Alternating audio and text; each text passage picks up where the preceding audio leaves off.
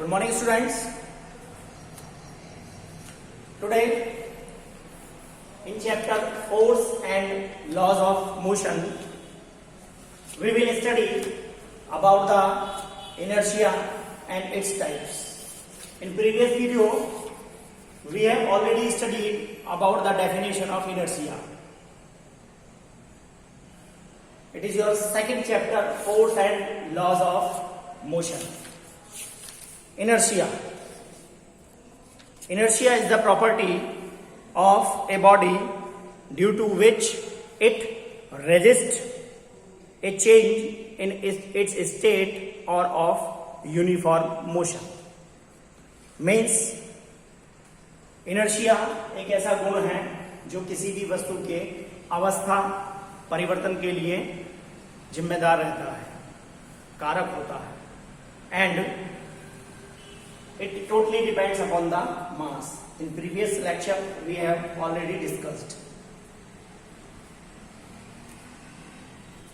We have already told you that inertia of the object is directly proportional to the mass of the object.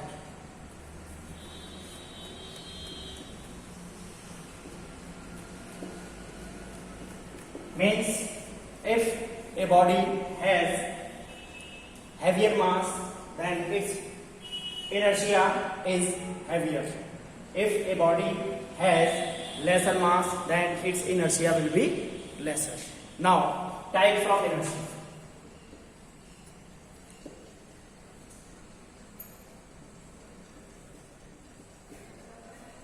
What are the different types of inertia? You can see there are the three types of inertia. The first one is inertia of motion.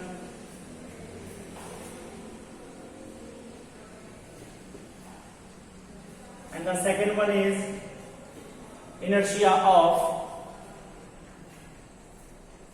rest.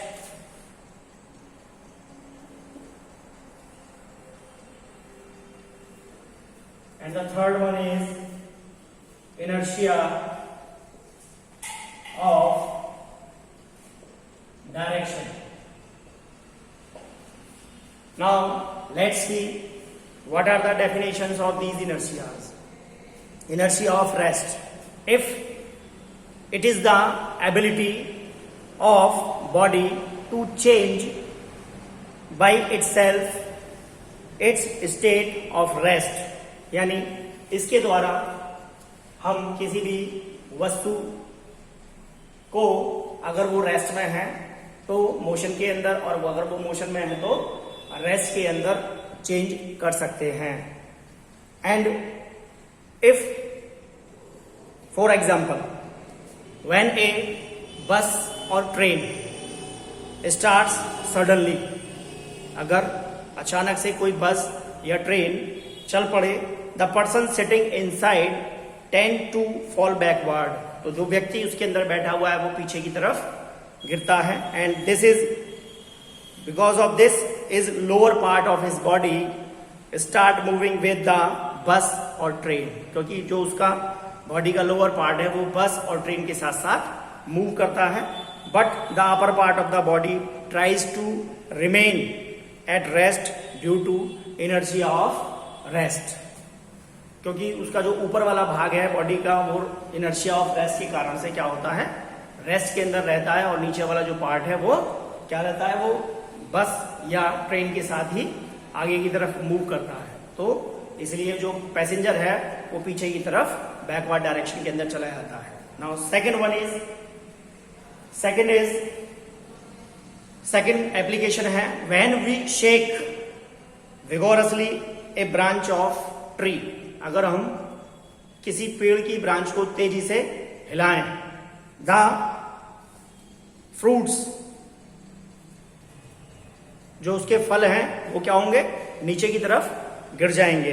क्यों गिर जाएंगे? Because on the shaking the branch comes in motion, क्योंकि उनको हिलाने पर जो branch है वो किस में आ जाती है, मोशन के अंदर आ जाती है. And the fruits tends to remain at rest, और जो फ्रूट होते हैं वो रेस्ट की पोजीशन में होते हैं.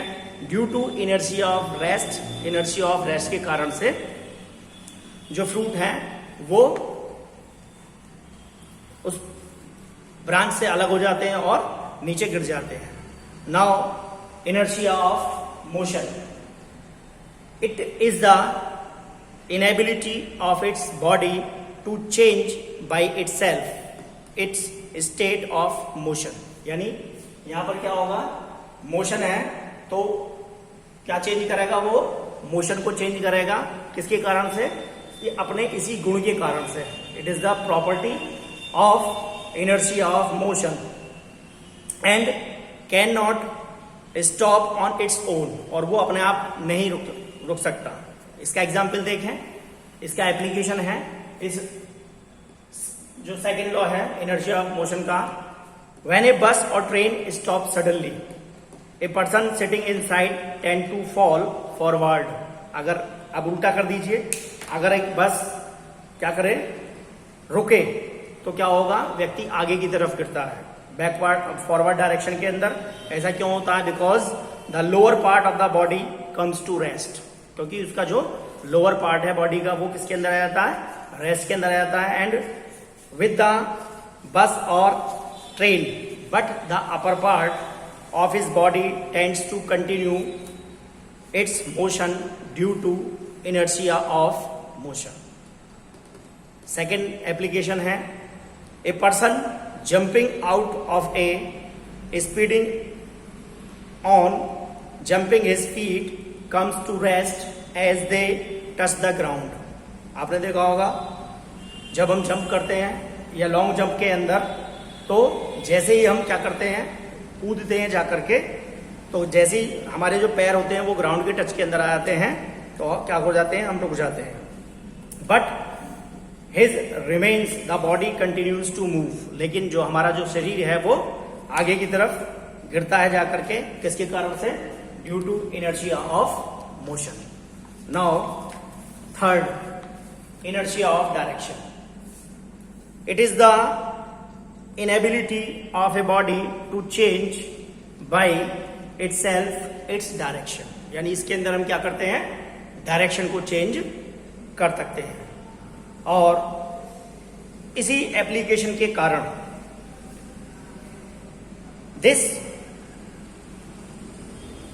इसका एग्जाम्पल देखें, हम किसी भी ऑब्जेक्ट की डायरेक्शन को इनर्शिया ऑफ डायरेक्शन के कारण से चेंज कर सकते हैं. इसका एप्लीकेशन है, when A car rounds A curve. आपने देखा होगा अगर एक गाड़ी कहां पर, कर्व की तरफ, जो घुमावदार मोड़ होते हैं उधर की तरफ मुड़ रही होती है, तो उसके अंदर बैठे हुए पैसेंजर भी क्या होते हैं, सडनली क्या करते हैं, उधर की तरफ ही मुड़ जाते हैं. Because while the person drive to maintain his original direction of motion due to inertia of direction. So these are the types of inertia and their application. Now our next topic is linear momentum.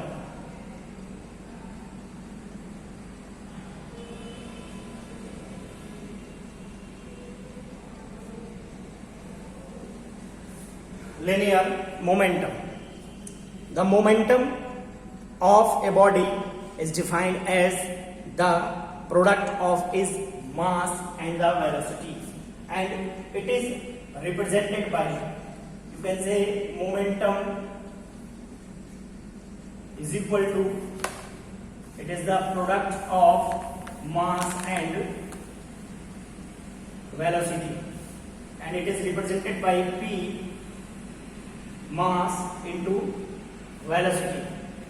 Now SI unit of momentum, you know that the SI unit of mass is kilogram and the SI unit of velocity is meter per second. So the SI unit of momentum is kilogram meter per second. If A body is at rest, it means उसका जो momentum है वो क्या होगा, zero होगा.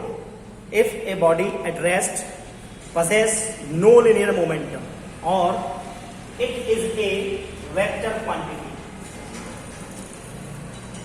Linear momentum is a vector quantity. In first chapter we have discussed about the quantities, types of quantities, scalar as well as vector quantity.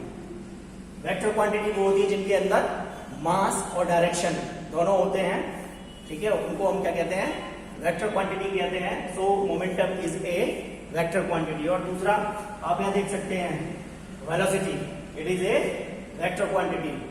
Vector को उसको quantity के ऊपर ये एरो लगाकर हम डिनोट करते हैं, इसलिए यहाँ क्या है, ये जो मोमेंटम है ये भी एक वेक्टर क्वांटिटी है. Now our next topic is Newton's second law of motion. Now, Newton's second law of motion. According to the law, the rate of change of linear momentum is directly proportional to the external force applied on the body. Rate of change of linear momentum is directly proportional to the external force applied on the body, and this change takes place always in the direction of the force. According to this law, rate of change of linear momentum means force is directly proportional to the rate of change of linear momentum.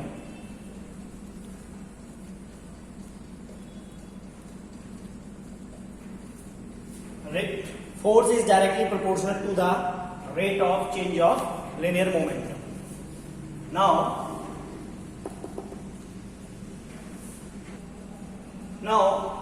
force is directly proportional to the rate of change of linear momentum. So the force is directly proportional to the rate of change of linear momentum को क्या कहेंगे, change of linear momentum upon time taken, यानी कितने समय के अंदर वो momentum क्या हो रहा है, चेंज हो रहा है. सो न्यूटन का सेकंड लॉ का जो प्रूफ है, अब हम उसको ड्राइव करेंगे कि ये क्या कह रहा है. Suppose an object has its initial velocity is u. अगर कोई ऑब्जेक्ट एक क्या कर रहा है, वेलोसिटी से चल रहा है जिसकी वैल्यू क्या है, u है, या u को क्या कह सकते हैं, initial velocity, and the force applied on the body is f. After some time, t is the time taken, its velocity will be changed to v, that is final velocity. So according to this formula, initial momentum of a body क्या होगा, initial momentum of a body, तो momentum को p के द्वारा denote करते हैं, यानी p1 is equal to हो जाएगा m इंटू यू. अभी हमने मोमेंटम की डेफिनेशन पढ़ी, क्या होता है, it is the product of mass and velocity. तो उसकी इनिशियल वेलोसिटी है u, तो उसका इनिशियल मोमेंटम क्या हो जाएगा, product of mass into initial velocity, means p1 is equal to m into u. But after some time it's momentum will be changed, that is m into v. mass into final velocity in t second. So change in momentum.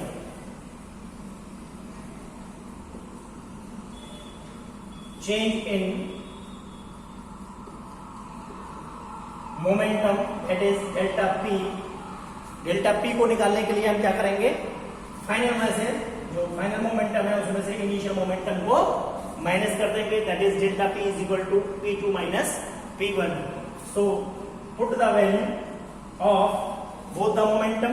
P2 की जगह क्या आ जाएगा, mv minus P1 की जगह क्या आ जाएगा, mu.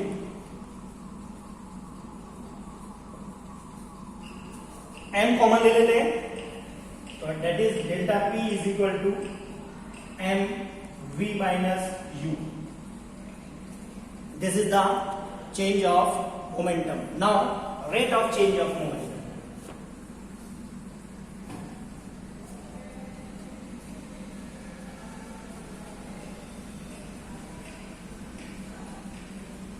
That is delta P is equal to, क्या करें, rate of change of momentum निकालने के लिए इसको t से डिवाइड कर देते हैं, यानी कितने समय के अंदर ये चेंज हो रहा है, that is rate of change of momentum. Delta P is equal to mv minus u upon t. Now from the formula of acceleration,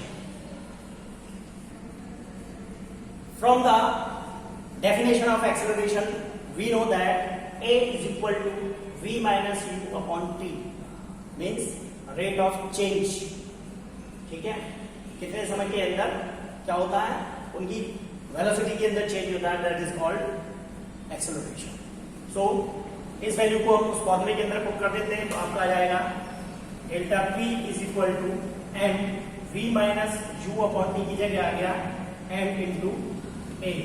तो फॉर्मूला आ गया आपका delta P is equal to m into a. Now Newton second law of motion, Newton second law of motion. अभी बताया आपको, क्या बताया कि rate of force is directly proportional to the force is directly proportional to the rate of change of momentum. Force किसके बराबर होता है, according to second law of Newton, force is directly proportional to the rate of change of linear momentum. तो इसकी जगह क्या put कर देंगे, यहां जाएगा आपका force directly proportional to the, और rate of change of momentum की वैल्यू अभी हमने क्या निकाली, दैट इज ma, या force is directly proportional to delta P, that is force directly proportional to m into a. Now sign of proportionality को हटा देंगे, sign of proportionality को हटाएंगे तो क्या आ जाएगा, f is equal to k m into a. और k की जो वैल्यू होती है, k जो होता है क्या होता है, k is a constant, so f is equal to m into a. Means force क्या होता है, force is the product of mass and acceleration. Force acting on a body is the product of mass of the body and the acceleration of the body. So this is the derivation of Newton second law of motion, which is very most important. Now from this definition we note down the SI unit of force. Force is equal to, mass की unit क्या होती है, kilogram, और acceleration की unit होती है metre per second square. तो ये फॉर्मूला आता है kilogram metre per second square, और इसी को हम क्या कहते हैं, that's also known as newton. तो फोर्स की जो SI यूनिट आती है वो क्या आती है, न्यूटन आती है. Now we define 1 newton.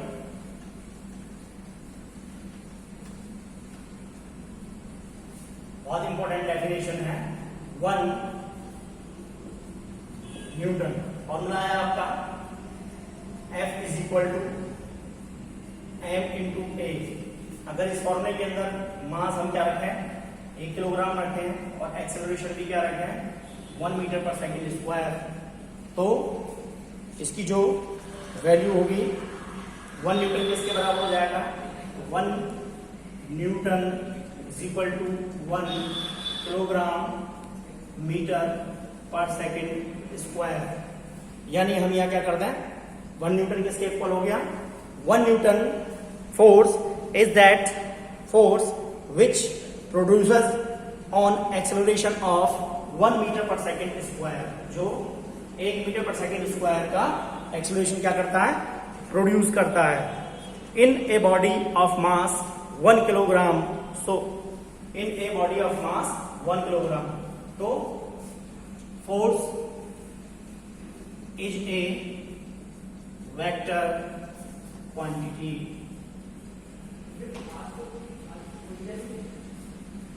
Force is a vector quantity. चलाइए। So this is the Newton's second law of motion and momentum, linear momentum and its application, and the derivation of Newton's second law of motion. In next video we will discuss the application of the Newton's second law of motion and law of action or reaction or Newton's third law of motion. तब तक आप इसको अच्छे से देखें, समझें, इस proof को करके देखें। इससे रिलेटेड अगर कोई डाउट आपको आता है तो आप मेरे से पर्सनली पूछ सकते हैं। Stay at home and totally concentrate on your studies guys, this is a very crucial time, so you focus on your study at your home. Okay, thank you.